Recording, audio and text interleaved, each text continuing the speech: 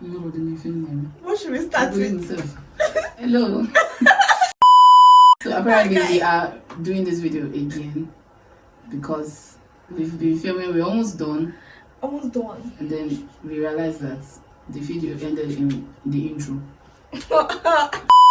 Hello. Hi everybody. Hi. If this is your first time here, hi, my name is Zara and you're welcome to the side of youth. So seated with me here again is the person that was seated with me in the last video that if you have not watched, you should go and watch because that was the beginning of this series. We're having conversations on friendship, godly friendships. And the first video, the part 1, we talked about our friendship and so many different things. We answered a lot of questions, kind of like a Q&A, storytelling, that kind of fun and fun stuff. So this video now, this is the part 2 of the series, and we are going to be talking about managing conflict. Handling conflicts in godly friendships. So sit tight and relax and have some fun. And this video is going to be different because this mantle is going to be passed to the one, the only Nurse Zara. So yeah, put your hands together as we invite our host for the day. Yeah. Mademoiselle. So guys, welcome to my YouTube channel. I'm taking over. You know what to do, like, comment, share, subscribe to her channel. To my YouTube channel. She's beautiful. Come on. You got this. Share this video. Tell them that Zara has taken over. I've taken over. So I have some questions here that we're going to be discussing about. And the very first question is, why do conflicts happen in friendship? Why conflicts happen in friendship? I believe conflicts happen in friendship because of the fact that it's human beings, it's two human beings in a friendship. So there are differences, we are very different. Just us, for instance, we are very different. Very different. So it is bound to happen. There is always going to be friction. If we can have differences within ourselves, things that are not agreeing inside of us, how much more you and a completely different person that grew up a different way, that has different principles and ideologies and mindsets, and you come with your own and you're expecting it to just fuse. It doesn't work that way. You will never find another person that is you. So you can never find somebody that is exactly like you and will never have conflicts with you. And it's natural. Conflict is a part of growth. It's always going to happen. So I feel like that's why conflict happens. Because it has to. Okay, but why do conflicts actually catch godly friends off guard? Like, why does conflict catch us off guard? I feel like it's the kind of expectations people have when they talk about godly friendship.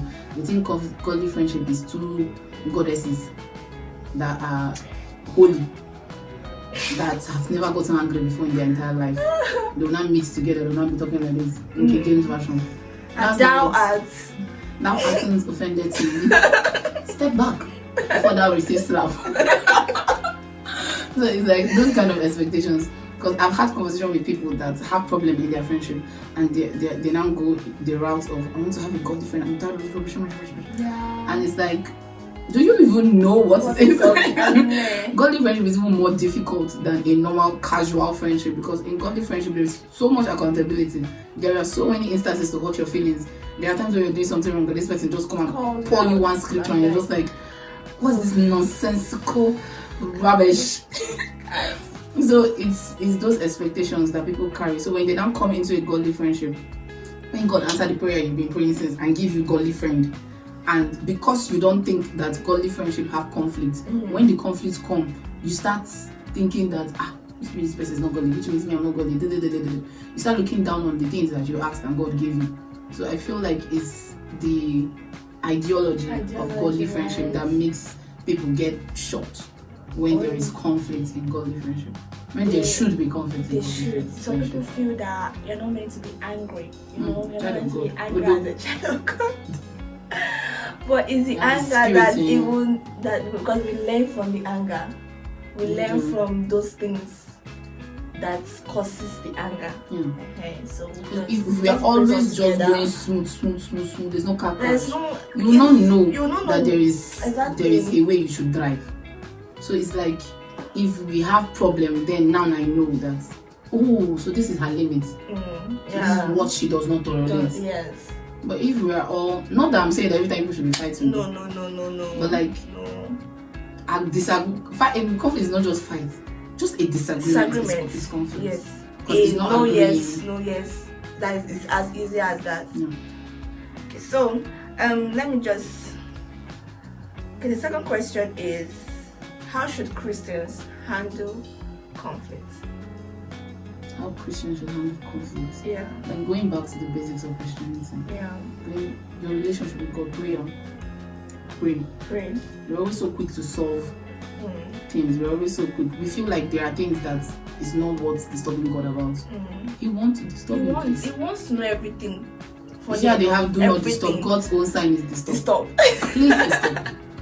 So please, as much as you can, disturb God. Tell him, ask him questions, involve him, make him feel like you say he's smart. Make him feel smart by bringing problems to him to solve.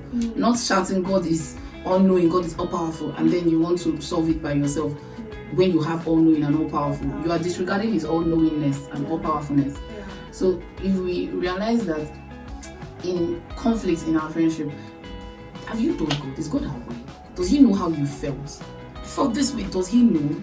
Does he know that the person that he gave you to manage and to work with pissed you off?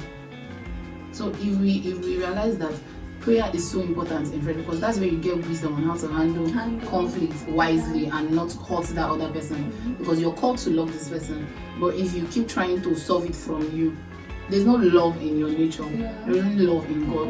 But when you're falling back on God and you're like, God, she made me feel this way. I don't like the way I feel right now. Give me peace and point out to me what I did wrong, what I could have done better, what I should not have done. And then also help me to know how to approach her. Help me understand her own point of view. Maybe I'm blinded by how I'm feeling, that I did not get what she was trying to say. And then how do I progress from there? Like, what should happen from here onwards? But if you are just so quick to, she did this, so she's bad, cut it. Everybody has scissors in friendship these days. Someone I cut you off.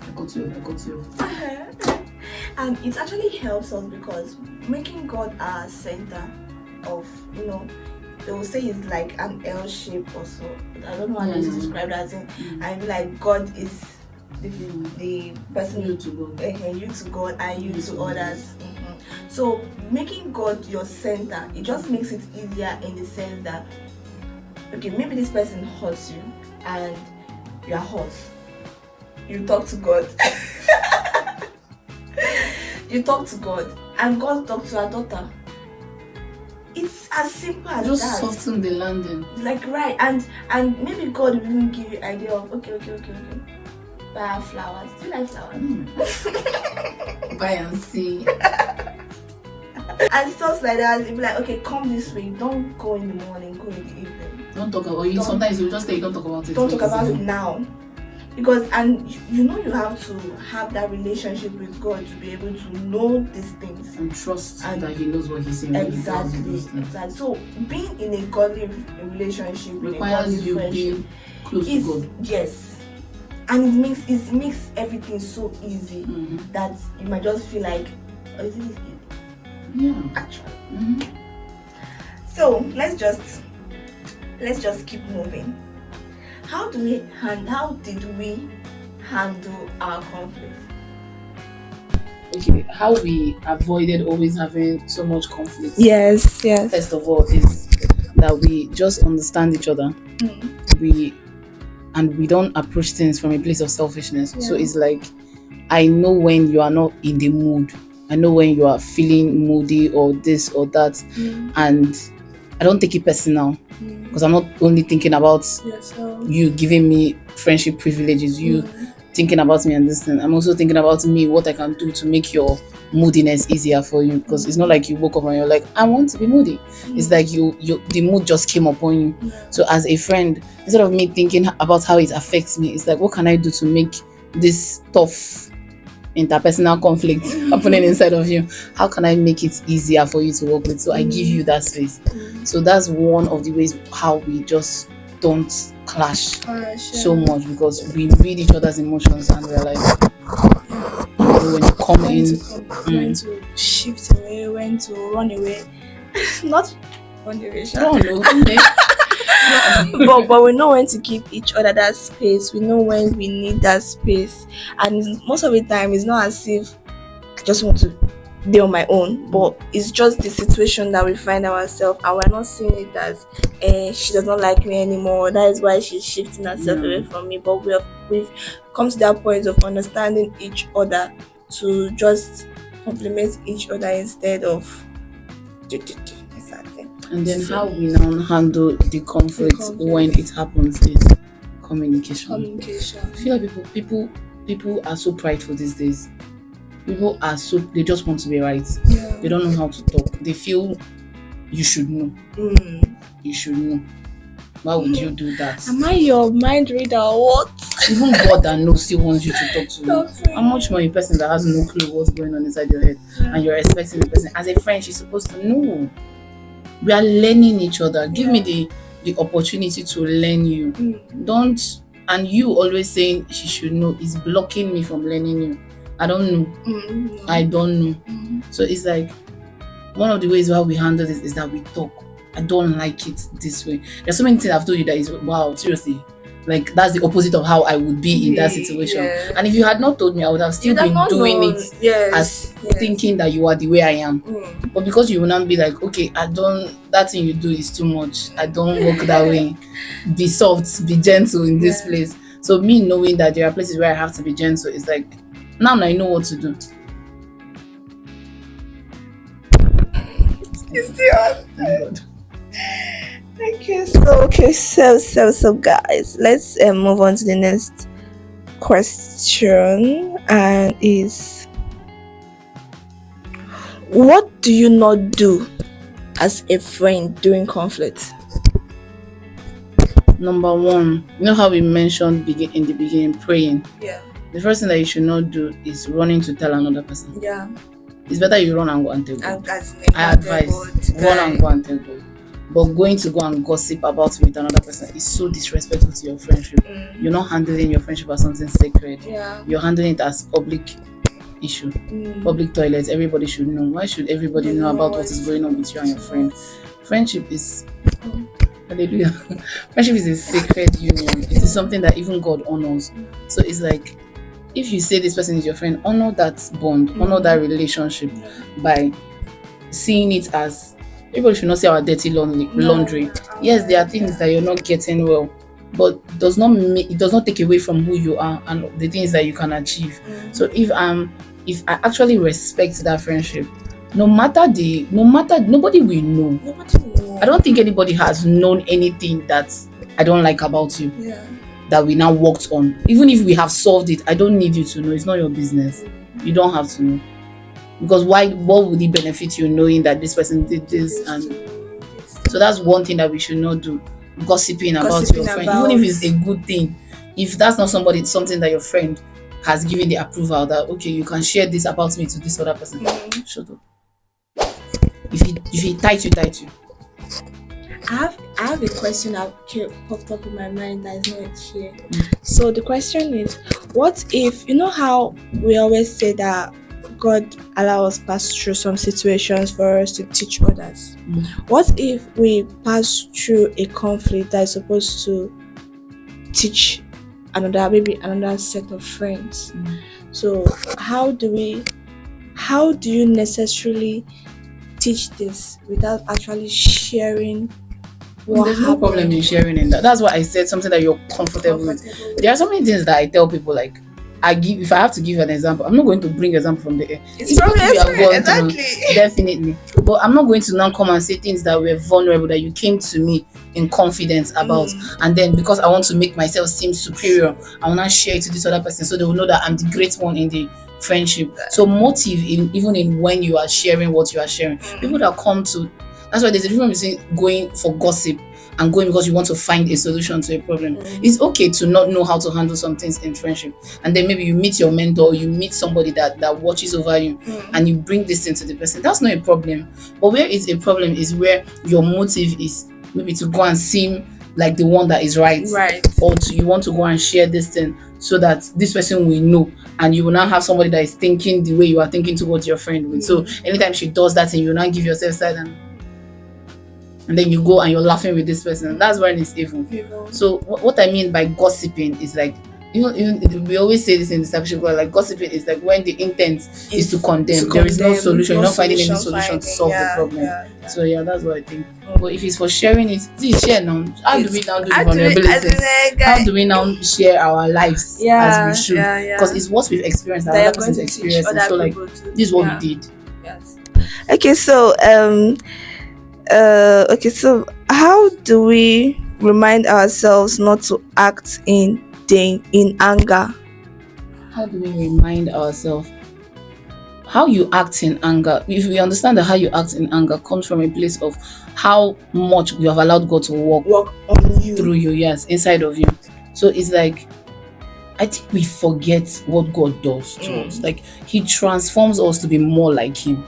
If you had met me, if we had tried to befriend me in secondary when I had so much anger inside of me, I'm not sure our friendship would have survived, because my head was not even in considering. I didn't even know anything about friendship management skills, nothing. I had none of those. I was not friendship built. That's why I say you would have taught me how to be a friend, because my own is go straight to anger. I don't give a damn about anybody or anything that is going on in my life. There was nothing inside of me that wanted to have a friend. I was kidnapped.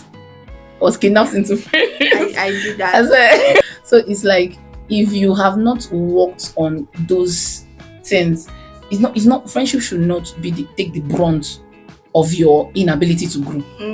That's why you should be growing. You're meant to work on yourself. Yes. First. Your relationship with God should whole in Christ. First of all, you're meant to have that standard relationship with God. First. He should be work the start. On all those anger, work on all those jealousy, work on all those. I'm not saying that everything. You should wait till you're perfect in those things. No. But when you have the mindset that what I'm reflecting on my friendship is as a result of how close. So when you now realize that, I handled this thing badly, so I need to so God, I have this problem. Where is that? Because me personally, it's in friendship that I found out so many things about myself. I found out how inconsiderate I can be. I found out how harsh I can be. I found out that it's okay to be just gentle. I don't need to always go at things with force. There are so many things I've learned in friendship, like so many bloody things, and I will always hold my friendships, to a very high standard. I don't play with my friends. I don't, because I have learned there are so many things that it has helped me to curb out of my life. So when you look at friendship as a mirror, yes, and you realize that how I treat this person is only going to come from how I have handled, like, how close am I getting with God? How much am I allowing Him work inside of me? Because I cannot give to my friends what I have not received from God. It's not possible. It's what is inside that flows out. So if I see that there's a problem with what flows, and I realize that something inside should not be inside, or something that should be inside is not inside, and I go back to my source. So when we handle things like that, you begin to realize that you are watching yourself, you are going back to God, you are growing, and now your relationship in conflict is different. The way you handle conflict is now different. You're not coming at it angry. You're coming at it as, this is the child of God. I should honor this person. Even the Bible said that we should honor each other and esteem each other above ourselves. So it's like, if I've not read my Bible and learned that, how will I know to act that way? So if there's a problem in a friendship, don't always be so quick to say it's the other person. You can be better. Yes. Not necessarily that you are awful, but like, it could have been handled better. If you think about it from an external point of view, it could be handled better. Take advantage of that situation and go back to God and ask Him to help you to walk up to that point. And it just makes me to remember how one of our friends, it made me to remember one of our arguments that we had. I think it's the most recent one? No. The first one. The OG. The OG. And the way we handled it. Okay, I don't act I've tried to train myself not to act in anger. So anytime I'm angry, I just mute. I just go mute. In fact, I'll tell you peace out, and I'm entering into my room to calm myself down, or anytime to, even if I need to cry it out, I'll cry it out and everything. And at that moment, first of all, I did not even know that you annoyed me. But I knew I was going to talk to you, but I needed to calm down first. Imagine if I had spoken to you with that anger. if I don't break up, Holy Ghost fire. Holy Ghost, God forbid. it's not Holy Ghost, God forbid. But from that, it also taught us on, because we spoke about it a lot, plenty times. We even we still keep talking about it. I'm like, make sure it doesn't happen again. Yeah. Let's try not to happen again and everything. And it actually brought us closer. Yeah. So I've learned your side. I've learned that okay, this is this. I don't know. Also learned. You did not know. If I don't know, I don't know. Exactly. And you have no right to hold me to what I don't know. So it's you learn a lot.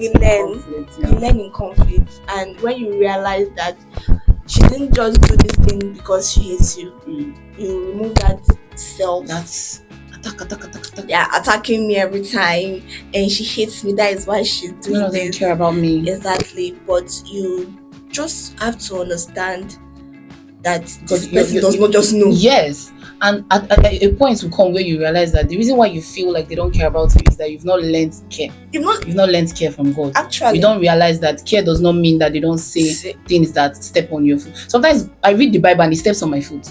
That's God loving on me. He don't slap you. Don't be calling me fool. Do you understand?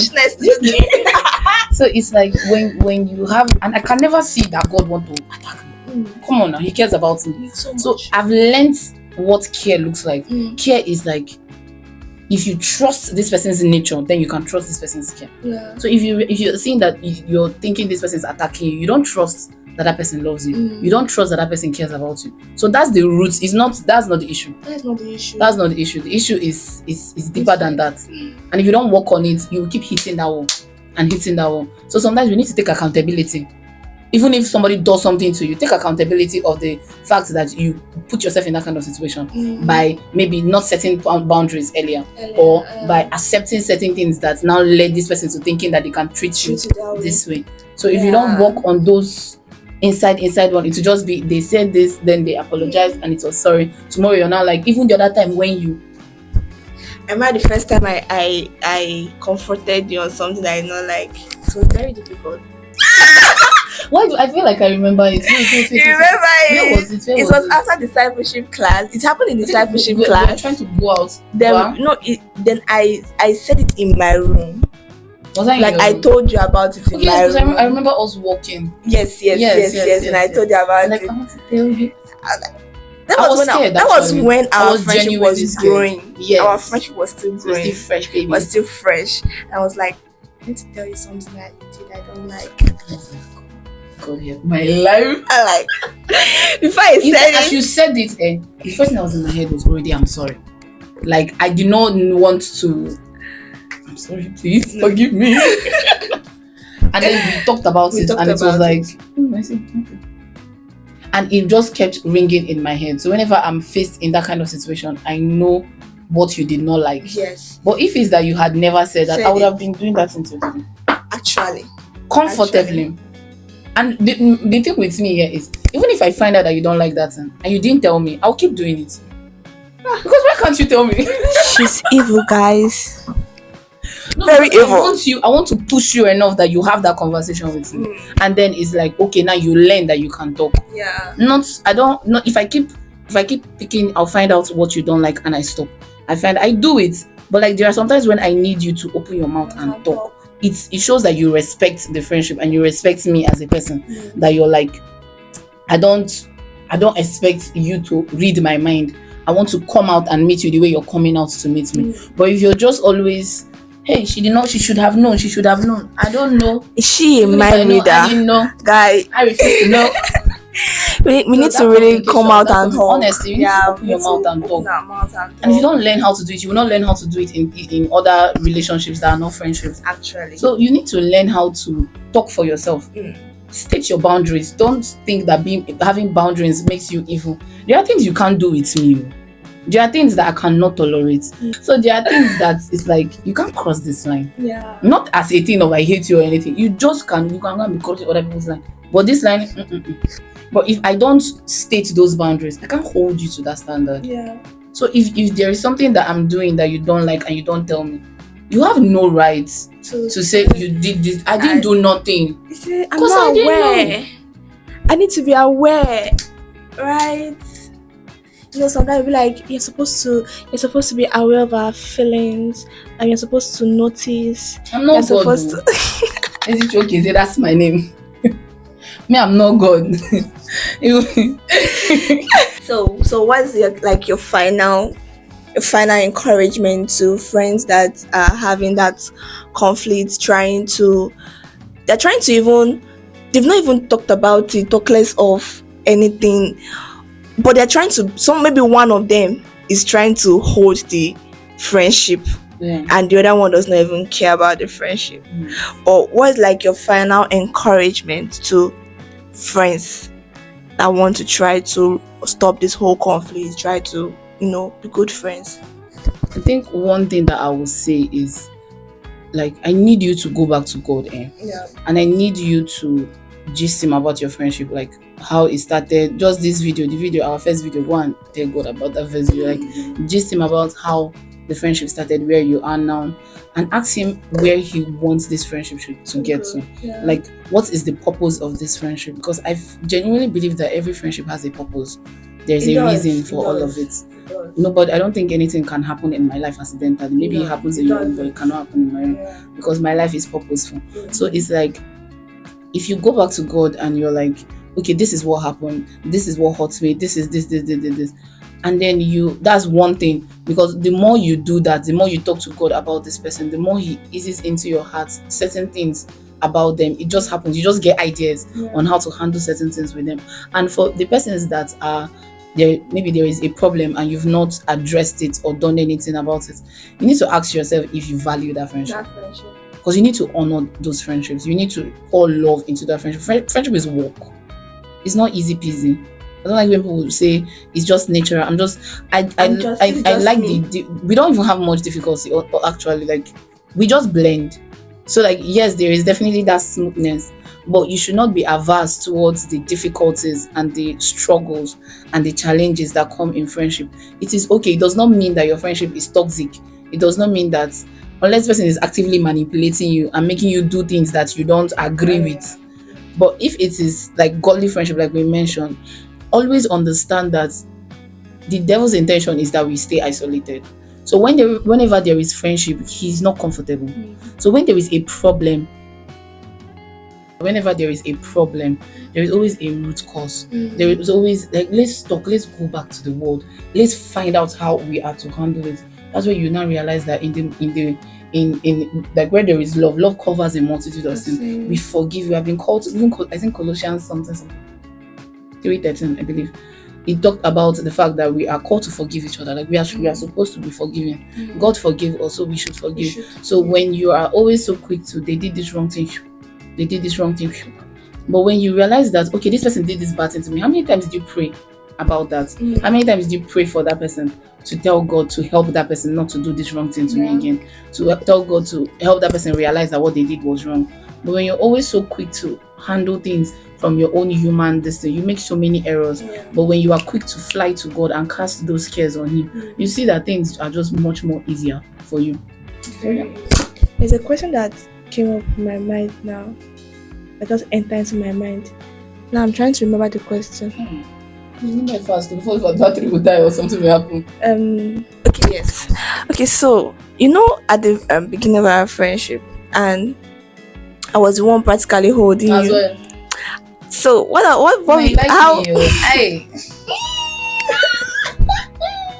Come on. My question is, how does one actually solve? I know I did it, but I don't know how I don't know how everything happened. It just happened. But how does one actually solve one-sided love in friendship? Is there supposed to be a one-sided love in friendship? Sometimes it exists. I'm not proud to say this, but my friends are doing that one-sided. I'm sorry, guys. I promise I love you too. See, there are just, like I said, people are different. There are people that have a lot of love inside of them. There are people that don't know how to have a lot of love inside of them. They're not used to. shift. Give me my space. So, and because of that, there's always going to be, not always, but especially at the beginning stage, there's going to be a time where it's one person pulling the other person and one person like showing all the. It's the same with Kusi. Like, if you ask her, she said at this time the way she genuinely thought I did not like her, but I liked her. I just did not know how to like outwardly like her back. Yeah. So it's like some persons are not very good with that, with like expressing. Is by being with people that are good with expressing that they now eventually learn how to express. How do you so I feel like the follower? How do you the lover? How does that help your lover in this situation now? Because let me tell you the truth, it got to a point I got tired. I don't know. See, I don't know how. Like I'm saying, get out. Where I got tired was not even the beginning part, because I knew what I was looking for. I knew what I saw. Even I said in the proposal, they kneel down. Find it a good thing. You see the ring? I thought we were married next day. Look at it. Okay, so wait. Let me pour my heart. So sweet. You guys should go. Are you talk? Okay, but seriously, on a serious note, I don't know. First of all, we were in the same department. You are in a class ahead of mine. For some reason, I don't just know why, but for some reason, even though I had that mindset of she's doing too much, and she has bad mouth that time.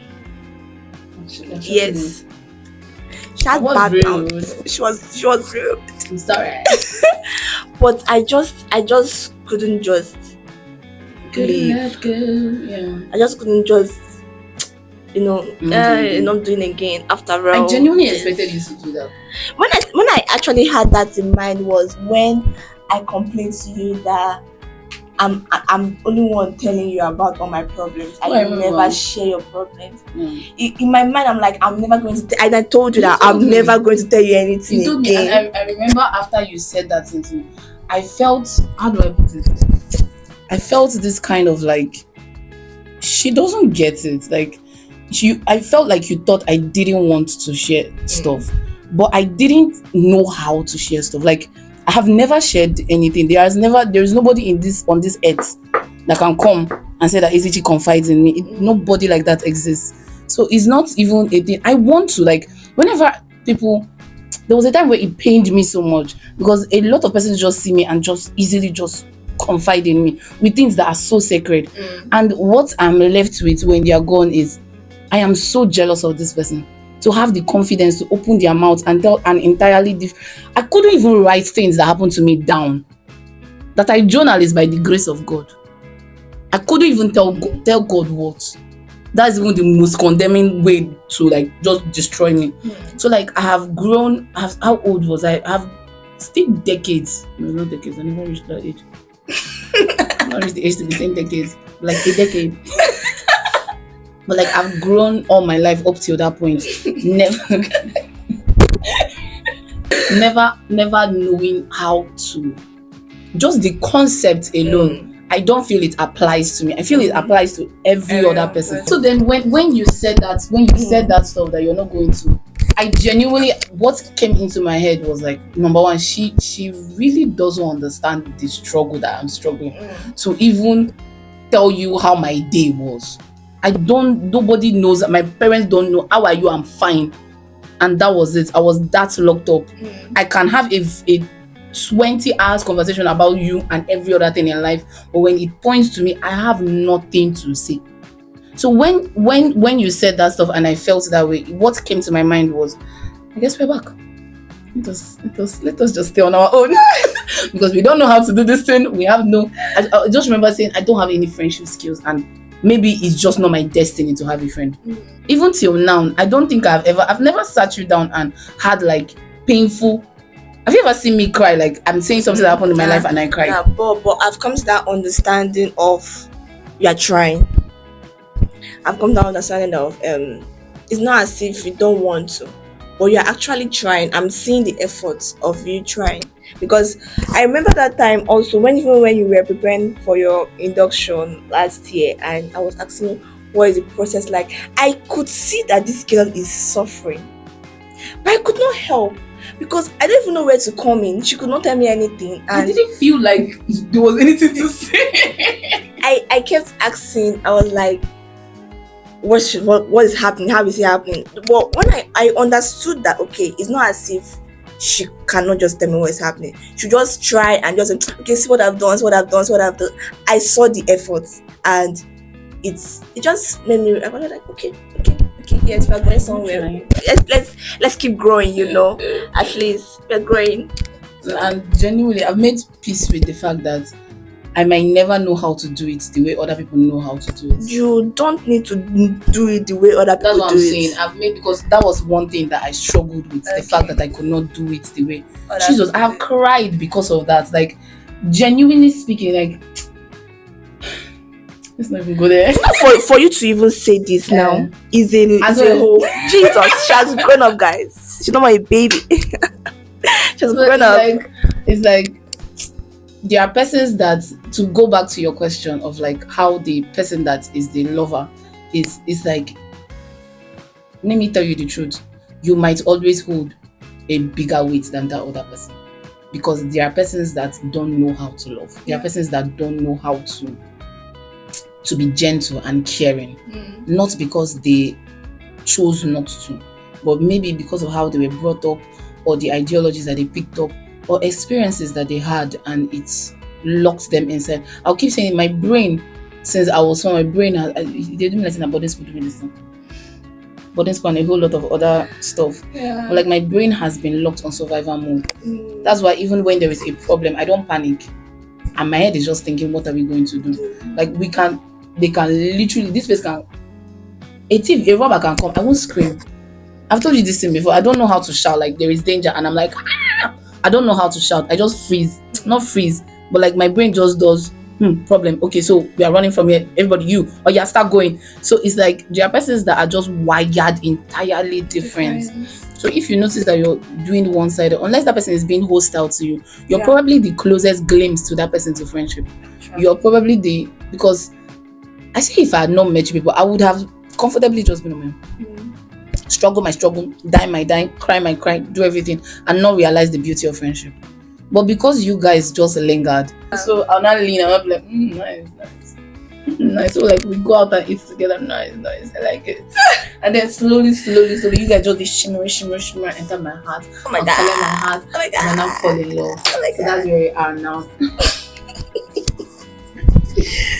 Oh my God. So my final encouragement to friends, to godly friends, to Christian friends, from everything we've talked about, I'm sure, this one is not I think or I feel, I am sure that you will learn everything that you need to learn about conflict in this video. And if you have any questions, feel free, ask questions. We are available. Our comment section is my comment section. Because it's my channel, yes, in case you've forgotten. What are we doing? Guys, if you know what we've gone through to make this video, you don't like and subscribe. It's not more fun. Like, it's not more fun. I'm literally using solar to make video. My father catch me, I'm gone. So you guys should better just respectfully mind yourself and go and like, subscribe, share, comment. Don't piss me off. Do everything. I will find out who you are. I'll find out and subscribe. Yeah, thank you guys so much for watching. Thank you so much for watching.